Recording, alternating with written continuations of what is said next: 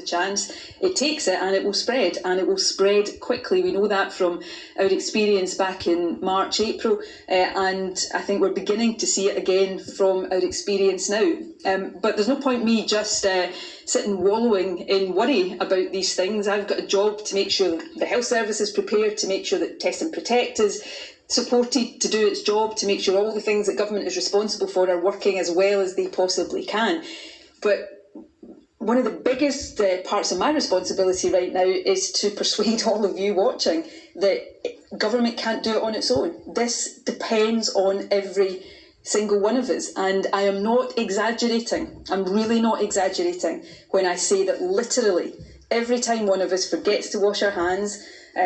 comes too close to a person from another household, or touches hard surfaces without them being cleaned, or goes into an enclosed space without wearing a face covering, or maybe just doesn't bother too much when they've got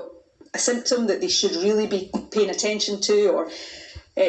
goes into a crowded place, even if that is outside, then every time one of us does that, we are taking a big risk that this virus gets the chance to spread. So we all have to take that responsibility really seriously. To go back finally, before I hand over to Jean on the second question, to go back to government responsibility, we've got to look on a ongoing basis and review this regularly, whether the guidance and the regulations we have in place are strong enough, are fit for the scale of the challenge we face, and are giving the public clear enough advice and information, because I can only ask you to do what you need to do if I'm being clear about that. One of the things